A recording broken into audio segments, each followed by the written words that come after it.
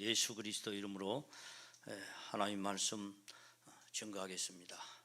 또 영육간의 축복받은 안식일에 주님이 하늘문을 열어놓으시고 모이신 모든 성도분과 그리고 인터넷으로 예배보는 모든 성도분이 주님이 영육간의 축복을 내려주시기를 원합니다. 성경 말씀 요한복음 6장 67절에서 69절에 있는 말씀 함께 봉독하겠습니다. 요한복음 6장 67절에서 69절에 있는 말씀 함께 봉독하겠습니다. 예수께서 12 제자에게 이르시되 너희도 가르느냐? 시몬 베드로가 대답하되 주여 영생의 말씀이 계시매 우리가 네게로 가오리이까? 우리가 주는 하나님의 거룩하신 자신 줄 믿고 알았사옵나이다. 아멘. 68절에 시몬 모든 사람이 예수님을 떠나가니까 예수님이 말했습니다. 12 제자에게 너희도 나를 떠나느냐? 시몬 베드로가 대답하되 주여 당신에게는 천국에 들어갈 수 있는 영생의 말씀이 계심에 우리가 네게로 가오리까? 오늘은 이곳에 있는 말씀에 근거해서 예수님을 인식하여 오는 평안이라는 제목을 가지고 이 시간에 생각하고 말씀으로 우리가 은혜를 받고자 합니다. 오늘날 많은 사람들이 나름대로 신을 믿으나 인도에 가게 되면 3억 3천의 신이 있고 일본에 가게 되면 800만 신이 있다고 합니다. 그러나 대부분 죽은 조상이나 인간이 만들어낸 종교를 믿어서 재물과 시간을 허비하고 또 일생을 허비하고 죽은 다음 천국에 가지 못하는 것을 볼 수가 있습니다. 우리 한국 사람이 많이 믿는 불교나 유교는 우리가 종교라고 할 수가 없는 것입니다. 왜 그렇습니까? 종교라면은 반드시 세 가지가 있어야 종교가 된다라고 합니다. 첫째로 하나님이 있어야 되고, 그 다음에 두 번째로는 천국이 내세가 있어야 되고, 그 다음에 세 번째로 윤리 도덕이 있어야 합니다. 그러나 우리 한국 사람이 많이 믿는 불교나 유교는 윤리 도덕은 있으나 하나님과 내세가 없기 때문에 불교나 유교 이거는 우리가 완전한 종교라고 할 수가 없는 것입니다. 오늘날 많은 사람이 믿는 불교에 대해서 우리가 생각해 보면은 불교의 창시자는 석가모니입니다. 그러나 석가는 종족 이름이고 그의 본명은 고마타 시탈타인 것입니다.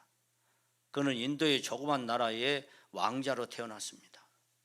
그는 우리와 똑같은 인간으로 아내와 자식이 있고 우리와 다른 점이 있다면 그는 우리 인생의 생로병사에 대해서 깊은 관심을 가졌다는 것입니다. 세상의 모든 사람이 생로병사를 거쳐갑니다. 죽을 사자지요, 죽을 사. 왜 우리 인생은 낳고 늙고 병들고 죽단 말인가? 그는 왕궁에서 이 문제를 해결하려고 하였지만은 그는 도저히 해결할 수 없었어. 29세에 그는 처자식을 버리고 왕궁을 떠나서 6년간 고행을 한 다음 보리수 나무 안에서 그 나름대로의 도를 깨달았는데 그 도가 바로 사제팔정도인 것입니다. 사제팔정도란 4가지의 큰 진리와 8가지의 바른 도라는 것입니다. 4가지의 큰 진리란 첫째로 고제라는 것입니다. 인생은 괴롭다는 것입니다.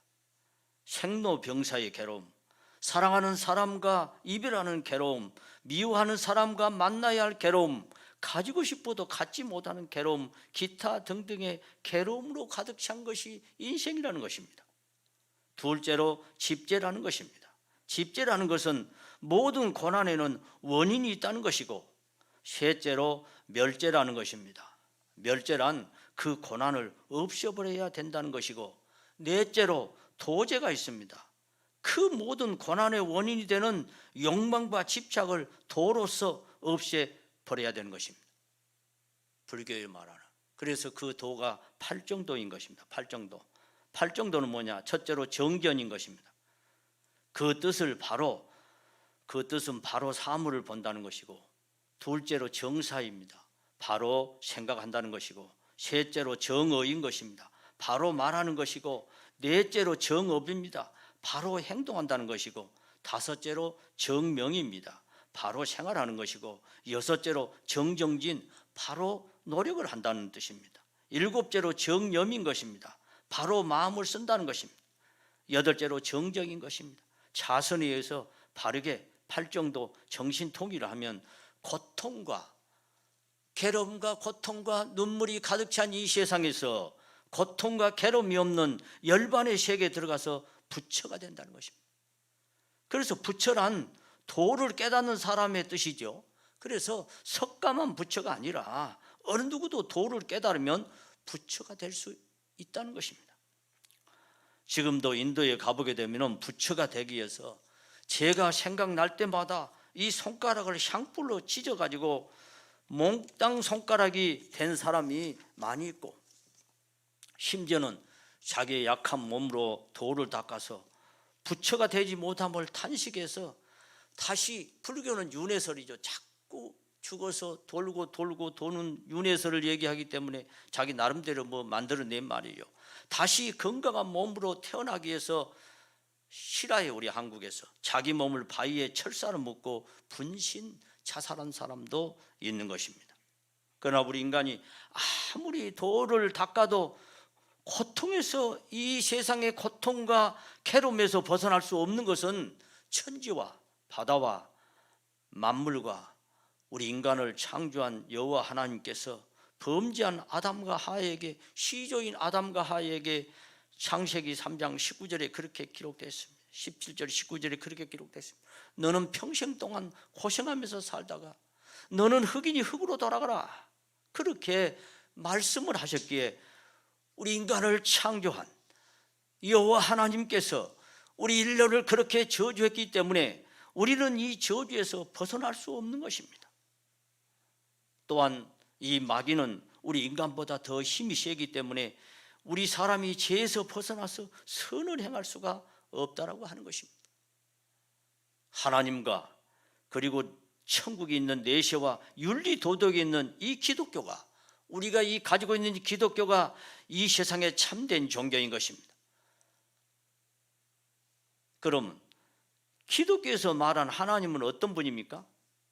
성경을 통해 보면 천지와 바다와 그리고 만물을 창조하시고 또 우리 인간을 창조하셨다고 했습니다.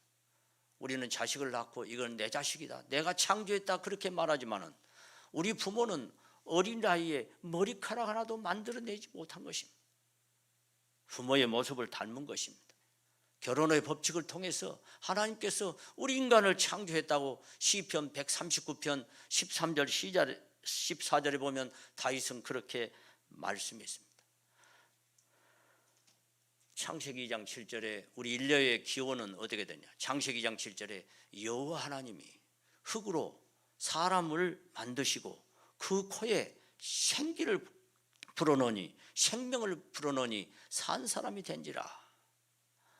태초에 하나님께서 흙으로 사람을 만드시고 거기다가 영혼과 생명을 불어넣으니 오늘날 사람이 되었다라고 하나님 말씀에는 분명히 기록되어 있어 우리 인간의 영의 아버지와 육의 아버지는 바로 하늘에 계신 하나님이라는 것입니다. 부모가 아니라는 것입니다. 부모는 관리인이고 청직이지 자식의 주인이 되는 것은 아니라고 하는 것입니다. 그래서 우리가 믿는 이 하나님은 정말로 천지와 바다와 만물을 창조하시고 인간을 창조하신 영원히 살아계신 한 분의 하나님이라는 것입니다. 그건 하나님은 어디서 났느냐? 그건 우리가 모르는 것입니다. 그냥 하나님은 하나님이고 옛날이나 지금이나 영원토록 살아계시기 때문에 그는 근본이 없는 분인 것입니다. 그럼 하나님은 어디서 났냐? 그건 우리가 모르는 것입니다. 그는 영원하시기 때문인 것입니다. 그분에 의해서 오늘날 우리 인간과 세상의 모든 만물이 창조되어 있다고 하나님 말씀에는 그렇게 기록되어 있습니다. 그러면 하나님의 이름이 무엇입니까? 하나님의 이름이 아니에요. 사전에 보면 하늘에 계신 절대자, 여호와는 나는 나다, 스스로 계신 자다. 아버지가 무슨 하나님 이름이요? 아들 성령도 하나님 이름이 아닌 것입니다. 그럼 하나님 이름이 누구냐? 바로 우리가 믿는 예수님이 바로 하나님의 이름인 것입니다.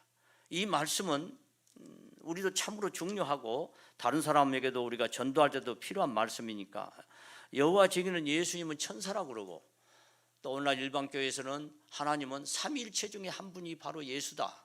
하나님은 한 분인데 그분이 세 분으로 반드시 구분이 되어 있습니다. 아버지, 아들과 성령인 것입니다. 한 분은 하나님의 세 분이 있어서 서로 일체라는 이상한 말을 만들어냈습니다. 그러나 저희 교회에서는 구약의 여호와 하나님이 인간의 모습으로 오신 분이 예수고, 예수님 인류의 죄를 위해서 죽으시고 다시 사흘 만에 부활하시고 40일 이 지상에 계시다가 제자들 보는 데서 다시 하늘로 올라가셔서, 하나님은 사람이 아니지요, 영이십니다. 요한복음 4장 24절에 보면 하나님은 영이시니 예배하는 자가 신령과 진정으로 예배할지니라 그렇게 말씀했습니다. 영은 살과 뼈가 없다라고 그렇게 말씀했습니다. 그래서 예수님이 무덤에서 부활해서 다시 영으로 올라가서 오늘 우리들에게 성령으로 다시 오셨기 때문에 삼위일체라는 단어를 쓸 필요가 없는 것입니다. 그래서 신약 성경에 보면 예수는 하나님의 아들로 되어 있고 그가 참 하나님이라고 기록이 되어 있는 것입니다. 자, 요한일서 5장 20절 한번 함께 찾아보겠습니다. 요한일서 5장 20절 함께 읽어보겠습니다. 요한일서 5장 20절 자, 함께 읽어보겠습니다. 아주 중요한 말씀이죠. 또 아는 것은 하나님의 아들이 이르러 우리에게 지각을 주사 우리로 참된 자를 알게 하신 것과 또한 우리가 참된 자고 그의 아들 예수 그리스도 안에 있는 것이니 그는 참 하나님이시요 영생이시라. 그는 누구예요? 예수는 바로 참 하나님이야. 하나님 무슨 아들이 있어요? 그건 하나님 어머니가 있어야 되는데 성경에 하나님 어머니는 보지를 못합니다. 하나님은 영이기 때문에 어머니 아버지도 아닌 거죠. 그냥 영은 중성이죠. 그래서 우리 인간에게 쉽게 하기 위해서 하나님은 아버지라는 그와 같은 칭호를 썼지만은 뭐 하나님의 아들이 있는 것도 아니고 하나님 자신이 이 세상에 오실 때는 아들의 이치로 오셨다는 것입니다.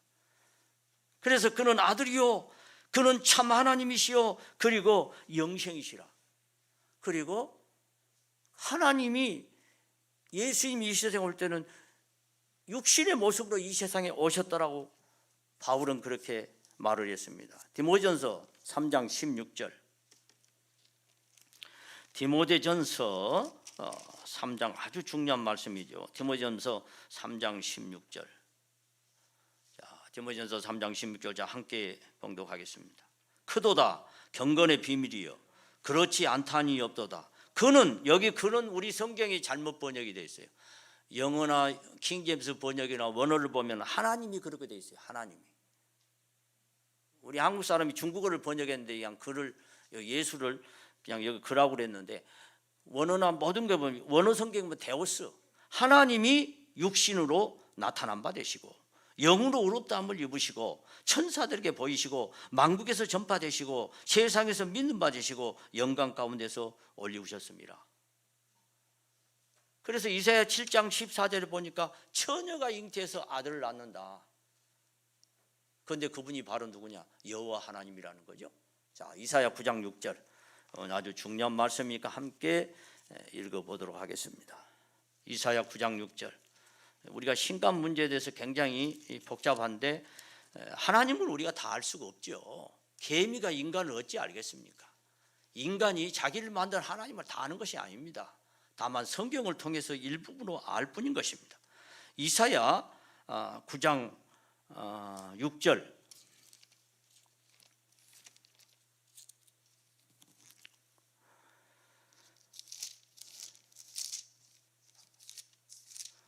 이사야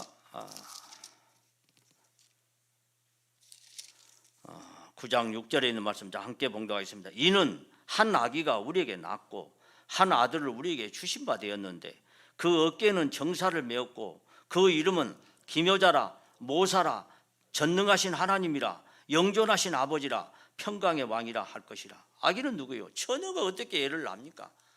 처녀는 애를 낳을 수 없는 거예요. 남자 없이. 하나님께서 처녀의 몸을 빌려서 이 세상에 오셨는데 그 아기가 바로 전능하신 하나님이요 영존하신 아버지라 바로 구약의 여호와 하나님이라는 것이죠. 그 예수는 누구인가? 안개 속의 꽃처럼 우리가 알기가 어렵습니다. 왜 그렇습니까? 그는 우리와 똑같은 출생과 성장이 있었고 의식주가 필요했고 희노애락의 감정을 가지고 있었고 또 한편으로는 하나님만이, 전능하신 하나님이 가질 수 있는 신의 권세와 신의 능력과 그리고 신의 성품을 예수님 바로 가지고 있었기 때문인 것입니다. 오늘 우리의 신앙의 대상인 이 예수님을 우리는 무엇을 볼 때, 성경을 통해서 무엇을 볼 때 예수님 바로 우리가 진실로 믿을 수 있는 참 하나님입니까? 첫째로 예수님의 출생을 볼 때 예수는 바로 참 하나님이라는 것입니다. 예수님이 요한복음 3장 13절에 하늘에서 내려온 자 나에는, 사람의 아들이야, 나에는 하늘에 올라간 적 없다. 나는 하늘서부터 내려왔다. 주님은 그렇게 말씀했습니다. 오늘날 현대 과학이 아무리 발달하다 할지라도 우리 사람이 아들이나 딸을 마음대로 낳기 어려운 것입니다. 하물며 그 사람이 1세기의 사적을 우리가 어떻게 알 수 있겠습니까? 세계적으로 유명한 공자나 석가나 마호메트도 그가 낳을 때 누가 그의 1생 사적에 관해서 예언한 사람이 없는 것입니다. 그러나 우리가 믿는 하나님인 예수님은 그가 나시기 전에 1000년 전에 선지자를 통해서, 주의 종들을 통해서 예수님 나시기 전에 1000년 전에, 700년 전에, 500년 전에, 400년 전에 미리 예언이 되어 있어요. 구약에는 하나님의 이름이, 참 이름이 나타나지 않았습니다. 물론 구약 성경에 여호와는 나의 이름이라 그렇게 되어 있지만 여호와의 뜻은 동사로 나는 나다, 그런 뜻이에요. 스스로 계신 자, 하나님 이름이 아닌 것입니다. 신약시대 때에 와서야 하나님 이름이 나타났는데 그 여호와 하나님이 육신의 모습은 바로 예수님인 거예요. 그래서 예수님 오시기 전에 구약 성경은 예수님에 관한 예언의 말씀인 것입니다. 예수님 세상에 오셔서 요한복음 5장 39절 40절에 그렇게 말씀했습니다. 너희가 성경에서 영생을 얻은 줄 생각하고 성경을 깊게 연구하거니와 이 성경이 바로 내게 대하여 증거하는 것이로다. 그러나 너희가 내게 오기 위하여, 영생 얻기 위하여 내게 오기를 원치 아니한도다. 그럼 예수님 요한복음 5장 39절 40절에 성경을 말씀했는데 그 성경은 무슨 성경을 가리킵니까? 신약 성경이에요, 구약 성경이에요? 구약 성경을 가리킵니다. 왜냐하면 예수님 시대 때는 신약 성경이 완성이 안 되어 있기 때문인 것입니다. 그래서 구약 성경이 누구에 관한 예언이라고요? 예수님에 관한 예언이다. 그래서 여러 선지자들이, 그래서 이제 구약에는 예수라는 단어가 없고 여호수아가 예수라는 단어인데 예수님에 관한 일생에 관한 사적이 보물찾기식으로 들어있어요. 그래서 알기가 어려운 것입니다. 그래서 예수님 오시기 전에 1000년 전에 또 700년 전에, 500년 전에, 400년 전에 미리 예언이 되었고 그 예언이 다 예언이 이루어졌다는 것입니다. 예수님 오시기 전에 700년 전에 이사야 선지자는 예수님은 천에게서 태어날 것이라고, 출생할 것이라고 그렇게 이사야 7장 14절에 그렇게 말을 했습니다. 그 예언대로 예수님은 처녀인 마리아에게 성령으로 잉태되어 나셨습니다. 신약 성경에 보면 다 나와 있죠. 그 다음에 700년 전에 미가 선지자는 예수님은 출생하실 때 베들레헴에서 나신다고 예언했습니다. 그 말씀이 미가서 5장 2절에 보면 그렇게 기록되어 있습니다. 그 예언대로 예수님은 요셉과 마리아가 호적아로 베들레헴에 올라가다가 그곳에서 예수님 출생하셨습니다. 그 말씀이 누가복음 1장 7절에 그렇게 기록되어 있습니다. 그리고 1000년 전에 다윗의 자손 나올 예수 그리스도는 돌아가실 때 너무 고통스러워서 시편 22편에 그렇게 기록되어 있어요. 시편 22편에 나의 하나님, 나의 하나님, 어찌하여 나를 버리시나 하는 애절한 절규를 하시면서 1000년 전에 다윗은 시편 22편에 예언해 놨습니다. 손과 발에 찔려서 돌아가시고 그 옷을 누가 가질까 제비를 뽑는다고 그렇게 1000년 전에 다윗은 예언해 놨습니다. 시편 22편을 통해서. 우리가 구약 성경을 보면 다윗은 왕으로 죽을 때 이런 소리를 지르며 죽지 않았습니다. 그는 왕으로 편히 죽었습니다. 그의 자손을 낳을 예수 그리스도에 관한 예언인 것입니다. 예수님 돌아가실 때 시리아 나라 방언으로, 아람 나라 방언으로 십자가에 달려서 돌아가실 때 학자들은 십자가의 죽음은 인간의 죽음의 1000번의 고통이라고 그렇게 말을 하고 있습니다. 예수님은 십자가 위에서 너무 십자가의 고통이 괴로워서 엘리엘리 라마 사박다니, 엘리엘리 라마 사박다니, 이 말은 뭐예요? 나의 하나님 어찌하여 나를 버리시나이까 하는 애절한 그 절규를 하시고 손과 발을 찔려서 돌아가시고, 로마 군병들이 예수님이 옷을 누가 가질까 제비 뽑았는데 그 예언대로 마태복음 27장을 보면 그대로 이루어졌습니다. 또 예수님 오시기 전에 700년 전에 이사야 선지자는 예수님 돌아가실 때 악인과 함께 죽고 부자가 그를 장사 지낸다고 이사야 53장에 그렇게 기록되어 있습니다. 이 예언대로 예수님은 양옆에 강도가 함께 죽었고 부자인 요셉이 그를 장사 지냈다라고 마태복음 27장에 보면은 그렇게 기록되어 있습니다. 그리고 1000년 전에 다윗은 예수님 무덤 속에 들어갔다가 다시 부활을 하신다. 십자가에 처참하게 목숨을 버리시고 무덤 속에 들어갔지만 다시 부활할 것이라고 시편 16편 10절에 그렇게 기록되어 있습니다. 그 예언대로 예수님은 3일 만에 부활을 하셨다라고 했습니다.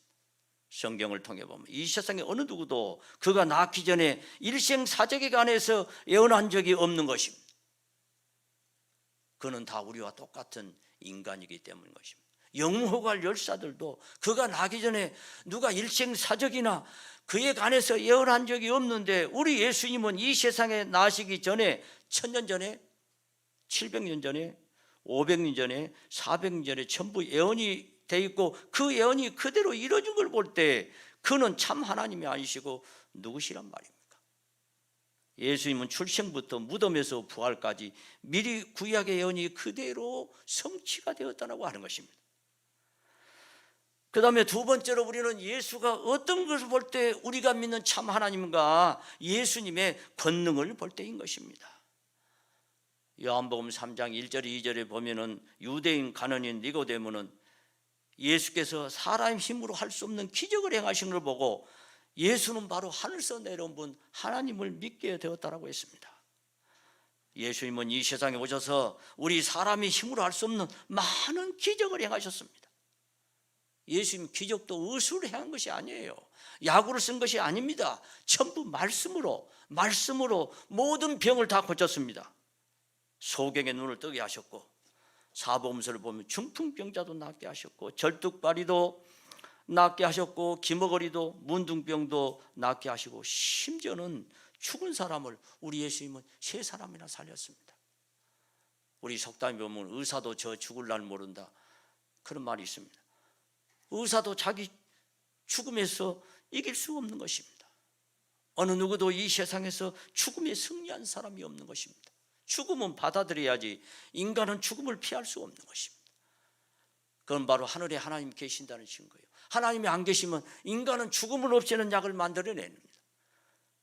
그러나 인간은 죽음을 없애는 약을 만들지 못한 걸 볼 때 이 세상에 하나님 계시고, 창세기 3장 19절에 하나님께서 범죄한 아담과 하에게 너는 평생 동안 고생하다가 너는 흙이니 흙으로 돌아가라, 그 말씀이 6000년 동안 그대로 이어온 걸 볼 때 하늘에는 바로 하나님이 계심을 알 수가 있다는 것입니다. 그러나 예수님은 우리 인간을 창조하시고 세상의 모든 생명을 창조한 분이기 때문에 이 세상에 오셔서 죽은 사람을 3사람이나 살렸다는 것입니다. 옛날 석가가 하도 유명하다니까 3대 독자를 잃어버린 어머니가 석가에 와서 죽은 내 아들을 살려달라고 그렇게 말을 했습니다. 책에 보면 그렇게 나옵니다. 이때 석가는 마을에 있는 것에 가서 3대째 죽지 않는 집안에 가서 좁쌀 새옵을 얻으면 당신 아들을 살려주겠다, 그 여자에게 그렇게 말했습니다. 그래서 이 여자는 너무 기뻐서 마을의 문을 두드리면서 외쳤습니다. 이 마을에, 이 집에 할아버지, 아버지, 아들이 죽지 않는 3대째 죽지 않는 집안이 어디 있습니까? 그런 집안이 어디 있겠어요? 그런 집안은 하나도 없었습니다. 그래서 이 여자는 풀이 죽어서 석가에게 말했습니다. 3대째 죽지 않는 집안은 하나도 없습니다. 이렇게 말했을 때 석가는 그렇게 말했습니다. 칠판에 여기 적어진 대로 생자 필멸이요 해자 정리라, 그런 말을 했습니다. 생자 필멸이요 해자 정리라는 뜻은 뭐예요? 이 세상에 살아있는 물건은 언제가 다 죽을 것이고 우리 인생이 만났다가 헤어지는 것은 정한 이치라는 것입니다. 그리고 그는 죽은 사람 살리지 못했어요. 그도 죽어가지고 화장을 당해서 그의 사리가 인도에 있는 것입니다. 그러나 우리 예수님은 석가처럼 생자 필멸이요 해자 정리란 말이 필요 없이 사복음서에 보면은 죽어가지고 묻으러 가는 어머니는 그 독자를 관을 붙들고 울고 불고 가는 그 나인성의 청년의 그 관 앞에 가서 예수님 서셨습니다. 그리고 관을 손을 대었습니다. 가부가 부탁을 안 했어도 예수님 불쌍히 보시고 가부를 불쌍히 보시기 때문에 고아를 불쌍히 보시기 때문에 관을 대시고 말씀했습니다. 청년아 일어나라. 청년아 일어나라. 주님 말씀하니까 죽었던 청년이 다시 일어나 말을 했다라고 했습니다. 야이로의 12살 묵은 딸 앞에 가서 사람이 죽어가지고 울고 허나불고 있을 때 이 죽은 것이 아니라 잔다 그렇게 말씀하시고 소녀야 일어나라. 소녀야 일어나 하니 죽었던 야이로의 딸이 다시 살 수가 있었습니다. 그보다도 더 주님의 위대한 능력은 어떤 것입니까? 요한복음 11장에 보면 죽어가지고 나사로가 죽어서 나흘이 돼서 썩어서 냄새나는 무덤 앞에 가서 주님은 계셨습니다. 그의 누나인 마르다가 그렇게 말했습니다. 주여 돌문을 열어라니 이미 죽어가지고 나흘이 돼서 썩어서 냄새가 나나이다. 유대 나라는 아주 덥지 않습니까?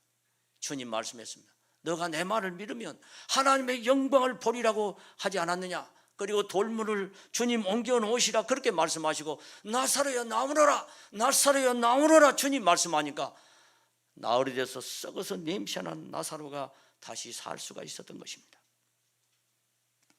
누가 죽은 사람을 세상에 와서 살릴 수가 있습니까? 예수님에는 없는 것입니다. 그보다도 더 놀라운 표적은 풍랑이 심한 갈릴리 바다를 주님 꾸짖으니까 아주 잔잔하게 되었다라고 마태복음 8장 23절 27절에 보면 기록되어 있습니다. 여러분 큰 넘실거리는 이 바다 앞에서 여러분 외쳐보세요. 바다가 잔잔합니까? 말을 듣지 않습니다. 그러나 예수님은 바다를 만드시고 주관하는 분이기 때문에 예수님이 그 넘실거리는 갈릴리 바다 앞에 서서 바람아 파도에 잔잔하니까 바다가 즉시로 잔잔해졌다라고 했습니다. 그리고 또 주님은 마태복음 14장에 보면은 바다 위를 신발 걷고 걸으셨습니다. 우리 사람이 어떻게 육신의 몸을 가지고 바다 위를 걸을 수 있겠습니까? 예수님 신발을 신고 신의 능력으로 바다 위를 걸으셨다는 것입니다. 예수님은 이런 기적을 전부 말씀으로 행하셨다는 것입니다. 세상 어느 누구도 이런 기적을 행한 사람이 없거늘 예수님만이 하셨으니 예수님이 바로 참 하나님이 아니시고 우리는 누구시란 말입니까? 그 다음에 세 번째로 우리는 예수님의 부활을 볼 적에 부활이란 뭐예요? 죽었던 사람이 다시 사는 거예요. 인류 역사를 통해서 죽었다 산 사람은 없는 것입니다. 그러나 예수님은 완전히 돌아가신 다음에 다시 사흘 만에 부활했습니다. 그 말씀이 마태복음 28장 1절에 7절에 그렇게 기록됐습니다. 인류의 수천 년의 우리가 역사를 통해서 수백억의 사람이 이 세상에 왔다가 죽었지만 이제 어느 누구도 다시 살아난 사람이 없는 것입니다. 인류학자들은 이제까지 이 지상에 800억의 인구가 이 세상에 왔다고 그럽니다. 이제 730억이 죽고 70억이 대략 남았지만 이들도 전부 때가 되면 다 한 줌의 흙으로 돌아갈 수밖에 없는 것입니다. 어느 누구도 다시 살아난 사람이 없는 것입니다. 우리도 마찬가지예요. 우리도 때가 되면 그날이 언제일지 모르지만 다 한 줌의 흙으로 돌아갈 수밖에 없는 것입니다. 이 세상에 불사야 불로초는 없는 것입니다. 큰 넓은 중국 땅을 통일한 진시황이 영원히 살기 위해서 불사약 불로초를 구했지만 그도 영원히 살지 못하고 만리장성이라는 성만을 남겨놓고 한 줌의 흙으로 되돌아갈 수밖에 없는 것입니다. 그러나 예수님은 이 세상에 오셔서 나는 죽었다가 다시 사흘 만에 살아난다고 여러 차례 말씀했습니다. 이건 장난이 아니에요. 사람이 어떻게 죽었다가 살겠습니까? 죽으면 끝나는 거예요. 예수님이 마태복음 12장 40절, 16장 21절, 17장 22절, 23절, 20장 18절, 19절에 보면은 예루살렘에 가서 이방인의 고난을 당한 다음에 내가 죽었다가 다시 사흘 만에 살아난다, 그렇게 말씀했습니다. 그 말씀대로 예수님은 우리 인류의 죄를 위해서 십자가에 돌아가셨다가 정말로 3일 만에 살아나셨던 것입니다.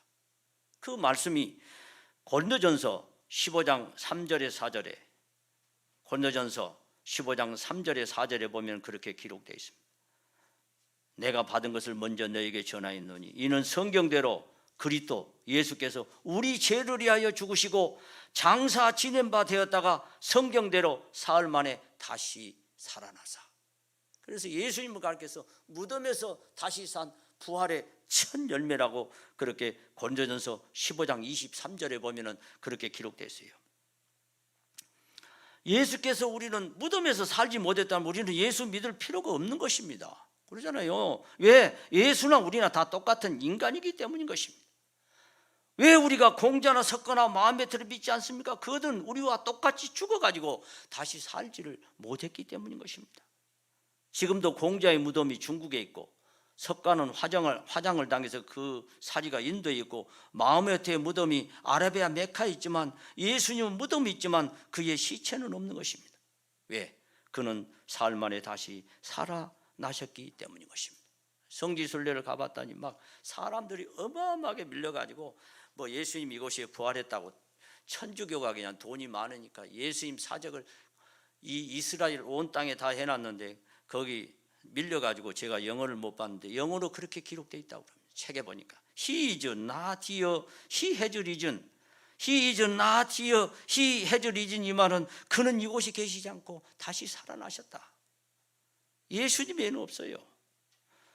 어느 누구도 죽어가지고 다시 살지 못했거늘 예수님만이 다시 무덤에서 사흘 만에 사셨으니 예수가 바로 참 하나님이 아니고 우리는 누구시란 말입니까? 네 번째로 우리는 예수님의 승천을 볼 때, 예수님이 제자들 보는 데서 하늘로 올라가신 걸 볼 때 예수는 바로 참 하나님이라는 것입니다. 그 말씀이 사도행전 1장 1절에서 12절에 보면 그렇게 기록되어 있습니다. 예수님은 어느 산에서 하늘로 올라가셨냐? 갈람산, 오리브산에서 승천했다고 사도행전 1장 12절에 보면 그렇게 기록이 되어 있습니다. 예수께서 부활하신 후 이 지상에서 40일 동안 계시다가 성령 받으라고 말씀하시고 제자들 보내셔서 하늘로 올라가셨습니다.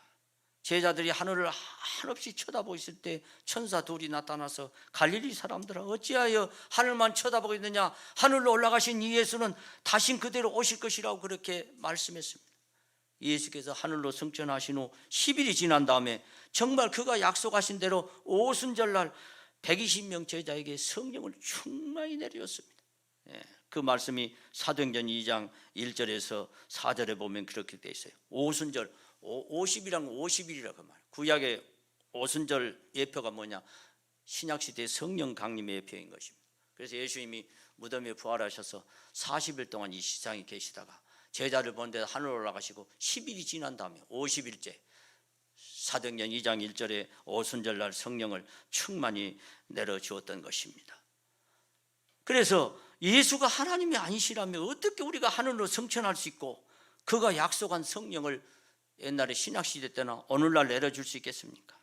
오늘날 우리 참된 교회에 성령이 내는 걸 볼 때 예수님은 참으로 이 세상에 오셔서 우리 죄를 위해서 죽으시고 오늘날 우리 참된 교회에 성령이 내는 걸 볼 때 저도 목회자 33년째 퇴직을 1월까지 하고 퇴직했는데 뭐 영은의 강사 목회하면서 100명 이상의 성령을 바쳤어요. 목포에 갔더니 우리 할아버지 6년 정도 되셨는데 담배를 못 끊고 항상 여기다 이제 꽂고 다시는데 담배를 하도 많이 피우셔가지고 이 담배 냄새가 쫙 나요. 그런데 이제 제가 부임해가지고 화요일날 안수하고 성령 받기 위해서 기도했더니 성령을 막 많이 받으시고 날랄랄랄랄랄 기도하시는데 담배 냄새가 제일로 코로 솔솔솔솔솔 나더라고.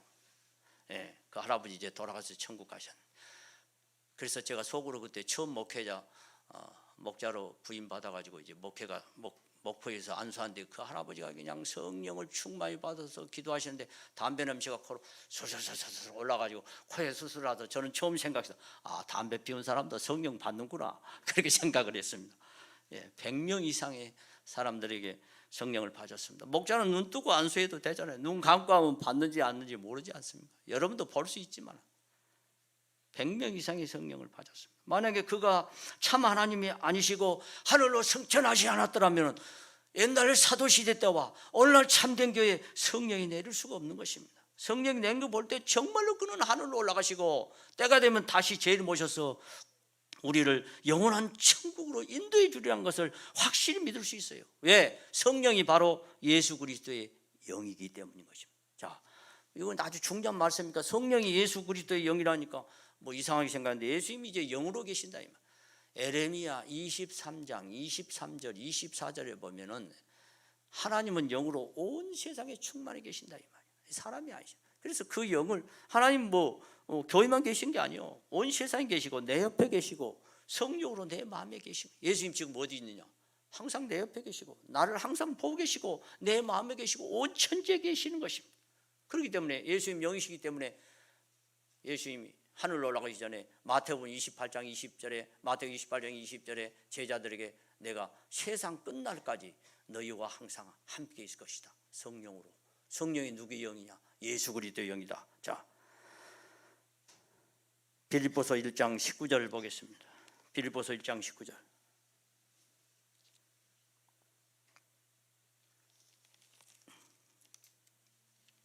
빌립보서 1장 19절. 자, 함께 봉독합니다. 빌립보서 1장 19절 많은 곳이 있지만 시간상 안 보고 빌립보서 1장 19절 함께 보겠습니다. 이것이 너희 강구와 예수 그리스도의 성령의 도우심으로 내 구원에 이르게 할 줄 아는 거로. 예수 그리스도의 성령의 도우심으로. 그 예도 예수가 바로 하나님이라는 것은 예수님은 사람의 죄를 사해 줬어요. 하나님만이 죄를 사해 주는데 예수님이 오셔서 사람의 죄를 사해 주시고 사람의 생각을 하셨습니다. 그리고 또 우리 사람의 장례일을 하시고 강도를 천국으로 보내주는 거 볼 때 예수님이 바로 참 하나님이라고 하는 것을 알 수가 있습니다. 그럼 크게 두 번째로 우리가 주를 믿으면 우리가 무슨 평안을 얻을 수 있습니까? 적재로 육체적인 평안을 얻을 수가 있는 것입니다. 예수님을 믿으면 예수께서 이 세상에 오셔서 수고하고 무거운 짐진 자여 다 내게로 오너라. 주님 그렇게 말씀했습니다. 이건 사람이 하는 말이 아니죠. 신이 하는 말인 것입니다. 하나님만이 할 수 있는 얘기요. 자기 짐도 해결할 수 없는데 세상의 모든 사람의 짐을 져줄 수 없는 것입니다. 히브리서 2장 14절 15절에 보면 예수님은 우리 인간의 죽음의 짐까지 져주러 오셨다고 했어요. 우리 인생 중에 가장 고통스러운 건 뭐예요? 한 번 맛볼 죽음인 것입니다. 예수님 무덤 속에 들어가서 다시 부활하시고 너희들이 인생의 죽음을 두려워하지 말아라. 내가 다시 무덤에 산 것처럼 너희도 살려주고 너희를 영원한 천국에 데려주겠다고 주님 그렇게 말씀했습니다. 죽음의 공포 속에서 떠는 그 사람을 주님은 이 세상에 구원하러 오셨다는 것입니다. 사람들이 안 믿으니까 천국의 복음을 전해도 안 믿으니까 사람의 힘으로 할 수 없는 모든 병을 말씀으로 고치셨습니다. 주님은 12년 하이라는 여인도 38년 병자도 문둥병자도 중풍병자도 주님은 다 고쳐주시고 죽은 사람까지 주님은 살려줬습니다. 오늘날도 나의 병을 위해서 주님께 구하면 예수 그리스도는 어제나 오늘이나 영원토록 동일하시기 때문에 나의 병을 고쳐주시고 육적인 평안을 주시는 것입니다. 예수 믿어서 기도해서 병 나은 사람 많지 않습니까? 지금도 대만에서 안건중이라는 전도자로 지금 일하고 있고 페이스북에도 이렇게 나오고 유튜브도 나와요. 안건중 양요한 장로님 오셔서 신학대 강의했는데 제가 대만 방문해서 경미교회에 있는데 그 앞에서 이 사람은 군대 가가지고 다쳐가지고 이 허리를 쓰지 못해요. 그래가지고 휠체어에 앉아가지고 자매가 전도해가지고 경미교회 앞에서 휠체어에 앉아서 영은회 때 말씀 듣는데 휠체어 위에서 성령 받고 하늘에서 음성이 나기를 너 그 자리에서 일어서라. 안건중이라는 이 청년이 그 자리에서 일어서 버렸어요. 그래가지고 휠체어도 버리고 건강한 사람이 되었습니다. 그래서 너무나도 그는 예수님 은혜에 감사해서 대만의 전도자가 됐습니다. 우리 한국은 목자가 되어가지고 지금까지라도 얼굴이 넓적하니 페이스북에 보니까 아주 잘 생겼더라고요. 그래서 지금도 그분은 설교가 필요 없어요. 설교 별로 필요 없어요. 자기가 예수님 앞에 고침받은 그것만 해도 얼마나 많은 사람이 감동을 받겠습니까? 또 두 번째로 우리가 예수 믿으면 심령의 평안을 얻을 수 있습니다. 마음의 평안을 얻을 수 있습니다. 요한일서 2장 2절에 예수님은 우리 죄를 위한 한목제물이니 우리만 이해할 뿐이 아니라 온 세상의 죄를 이해하심이라 했습니다. 어떤 사람은 육체는 건강하나 남이 모르는 죄를 지어서 귀신이 몸에 들어와서 또 심령의 고통을 당한 사람이 많습니다. 죄를 지어서 죄 때문에 고민하고, 또 어떤 사람은 귀신이 들어와 가지고 귀신을 한번 들어와 버리면요 다시는 나가지 않습니다. 제가 처음에 목포로 가가지고 아이고 이게 목자를 어떻게 해야 되나 하고 고민해가지고 목자 그만둬야 되겠다 이렇게 생각을 하니까 예수님께서 너 그러면 안 된다. 한번 목자로 나온 사람은 영원한 목자니라. 죽기 살기로 해야 되니라. 기도 많이 하라 하면서 귀신 들린 사람 많이 보내줬습니다. 아주 귀신하고 싸우다 보니까 정말 귀신이 있구나 라고 하는 것을 이렇게 느꼈습니다. 어떤 귀신 들린 여자는 교회 와가지고 그냥 머리로 유리창을 탁 받아버리는데, 그게 왜 그러냐면 이제 이분이 귀신 들려가지고 가서 이제 쫓아내려고 갔는데 얼굴이 그냥 머리는 산발을 했고 밥도 먹지 않고 냄새도 안 나고 옷도 안 입고 옷도만 속옷만 입고, 그래가지고 우리 교회 장로님이 가서 기도해 줍시다 해가지고 예수 이름으로 사탄아 물러가라 했더니 이 여자가 이불을 뒤지고 쓰다 딱 이렇게 쳐다보는데 눈을 보는데 막 그렇게 무서울 수가 없었어요. 그러니까 제가 눈을 감아버렸어요. 너무 무서워가지고. 아이고 귀신 쫓아오다가 귀신에 눌러가지고, 그리고는 막 집에 있는 물건을 집어 던지면서 남의 교회 목사가 그리스도 교회 목사가 오는 게 왜 참예수 교회 목사가 오냐고 막 그래가지고 그래가지고 내가 안 가겠다 그렇게 생각했더니 장로님이 그래도 가서 귀신 쫓아내 주셔야 돼요. 그래가지고 이제 늘 가서 기도하고 찬송하고 이렇게 해가지고 이제 좋아져 가지고 나간 건 아니고 교회를 나오더라고 얘들하고. 그래가지고 양요한 장로님하고 임봉대 장로님 오신다고 목표께 허술해가지고 담백이 없어서 안식일 날도 이방인 시키는 게 괜찮겠지 하고 담배라고 했더니 이 여자가 막 방언을 막 하더니 머리로 유리창을 들이받으면서 왜 안식일 날 일하냐 그렇게 아주 마음이 그 사람이 안식일을 알겠어요? 뭐 하겠어요? 그래 교회 행패를 불어가지고 태권도 꾼으로 묶어가지고 4명인가 끌고 갔습니다. 예배를 못 보게 해가지고. 그래가지고 세례 받치면 귀신이 나간다고 그렇게 얘기했는데 세례 받아도 안 나가더라고요. 성경 공부를 시키고. 그러다가 이제 신앙생활 하니까 다 이제 나중에는 다 나가가지고 열심히 직장도 다니고 그랬는데, 제가 떠나고 나서 이제 그 시어머니 시아버지가 얘 교회 나가지 마라, 교회 다녀서 귀신 나온 거 아니고 구대서 나왔다 해가지고 못 가게 하니까 또 다시 귀신이 들어와가지고 지금도 이불 뒤집어 쓰고 있다는 그런 말을 들었습니다. 또 한 분은 귀신 들어가가지고 머리 탁 기도하니까 기도를 많이 해야 돼. 앞으로 팍 떠올르죠. 박은신 목자님하고 사모님하고 오셔가지고 제가 부탁했어요. 귀신 좀 쫓아내 주시라 했더니 앞으로 꺼울러지니까 박은신 목자님하고 사모님이 막 박수 치면서 귀신아 나가라 그러니까 귀신이 누워가지고 하는 얘기가 나 안 나간다 그러더라고요. 여러분 그 귀신이 있다는 건 무당들 보세요. 카리에 가서 춤춥니다. 날카로운 카리에 춤을 춰요. 여러분 카리가 춤 좀 춰보셔. 다리 성령 받았으니까 한번 카리가 춤 좀 춰보셔. 다리가 온전하겠어요? 다리 잘려버려요. 이거는 자기 힘이 아니라 악마의 힘인 것입니다. 처음에 귀신이 올라갈 때 무게가 나오는데 귀신 들린 여자가 무당들이죠. 무당도 진짜 무당이 있고 가짜 무당이 있어요. 진짜 무당은 뭐냐? 귀신이 임한 사람이 있어요. 이건 칼이 가서 춤을 추는 것입니다. 귀신이 정말 있는 것입니다. 그러나 주님은 세상에 오셔서 죄도 사해 주시고 귀신도 쫓아주어서 우리 사람으로 심령의 평안을 주셨던 것입니다. 오늘 우리도 죄를 자백하고 용서를 구하면 주께서 나의 모든 죄를 사해 주시고 심령의 평안을 주는 것입니다. 예수 믿으면 육체가 건강하고, 물론 나이 들어서 병든 건 어쩔 수 없죠. 이제 세상을 떠실 때가 됐다는 것입니다. 너는 믿음의 준비를 하라는 것입니다. 우리 연수가 70이요 강건하면 80이라도 연수의 자랑은 수가 슬픔뿐이요 신속이 가니 우리가 날아가나이다. 몸이 약한 사람 70에 거의 다 가시고 건강한 사람 80 넘어 그냥 다 가시는 거예요. 그것이 인생인 것입니다. 그 이제 7, 80 되면은 왜 주님이 내 병을 안 고치냐? 이제는 천국 갈 준비를 주님 하시라는 것입니다. 세 번째로 우리가 예수 믿으면 심령의 평안도 누리고, 세 번째는 장래의 평안을 누릴 수 있습니다. 죽음 이후에도 우리가 평안을 누릴 수 있다는 것입니다. 요한복음 14장 1절 4절, 요한복음 14장 1절 4절 예수님이 하늘로 올라가시기 전에 말씀했습니다. 요한복음 14장 1절 4절에 너희는 마음에 근심하지 말라. 하나님을 믿으니 또 나를 믿으라. 내 아버지 집에 거할 곳이 많도다. 그렇지 않으면 너희에게 일렀으리라. 내가 너희를 위하여 처소를 예비하러 가노니 가서 너희를 위하여 처소를 예비하면 내가 다시 와서 너희를 내게로 영접하여 나 있는 곳에 너희도 있게 하리라. 내가 가는 그곳에 그 길을 너희가 알리라.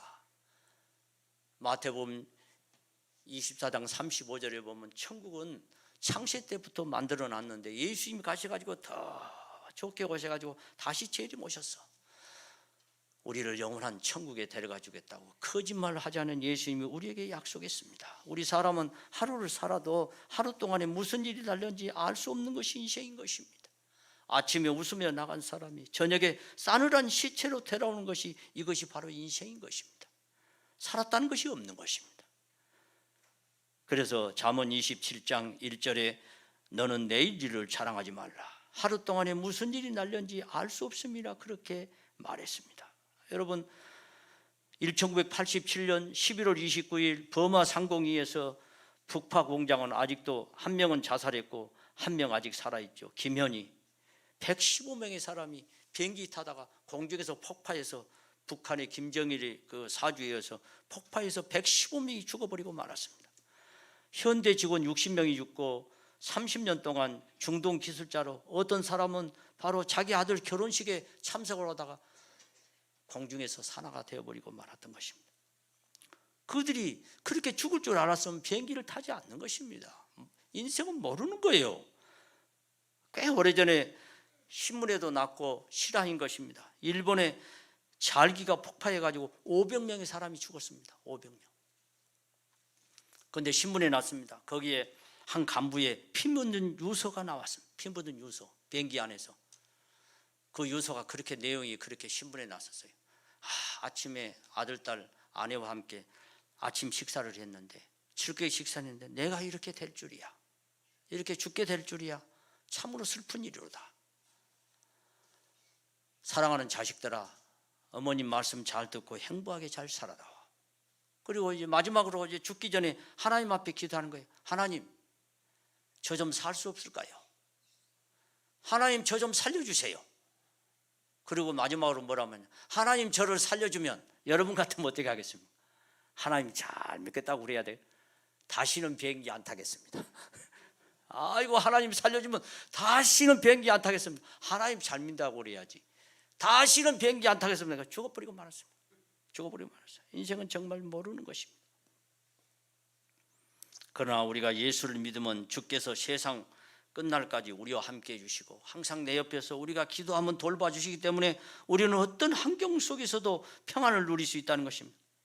또 우리 인생은 이 세상에 많이 살면 7, 80의 인생을 살다가 한 줌의 흙으로 되돌아가지 않으면 안 되는 것입니다. 죽은 후에는 뭐요? 천국과 지옥이 우리 인간을 기다리고 있는 것입니다. 어떤 사람, 다른 사람 다 지옥 가도 나는 안 간다고 그러는데, 인생의 죽음을 우리가 막을 수 없는 것처럼, 사계절을 막을 수 없는 것처럼, 흰머리 나는 것을 막을 수 없는 것처럼 죽으려의 문제도 자기 마음대로 되는 것이 아닙니다. 그래서 우리 사람은 죽으면 천국과 지옥이 우리를 기다리고 있는 것입니다. 그러나 우리가 예수 믿으면 지옥에서 천국에 가서 예수님과 함께 영복을 누릴 것입니다. 인생은 언젠가 죽으니까 죽음을 두려워할 필요가 없는 거예요. 죽음을 받아들여야 되지, 죽음을 피한 사람은 없는 것입니다. 내가 죽음을 피해도 미국에 가도 달나라에 가도 별나라에 가도 병공에 가도 반공에 가도 죽음은 나를 찾아오는 것입니다. 하나님이 계시기 때문인 것입니다. 설사 우리 인생의 죽음이 와도 우리는 천국이 우리를 기다리고 있으니 그 얼마나 우리는 행복한 인생입니까? 이게 바로 신앙이고 우리의 믿음인 것입니다. 우리가 예수 믿는 목적인 것입니다. 인생의 죽음이 와도 주님께 내 영혼을 부탁하고 천국을 바라보고 웃으면서 갈 수 있는 것입니다. 오늘 결론으로 말씀드립니다. 이런 위대하신 하나님을 믿었으니 그 얼마나 우리는 행복합니까? 우리는 사나 죽으나 예수님을 잘 믿어서 이 세상의 평안을 누리다가 언젠가 주님 부르실 때 천국의 영복을 누리는 우리 인천의 모든 성도분이 되시기를 원합니다. 묵도하겠습니다. 아멘.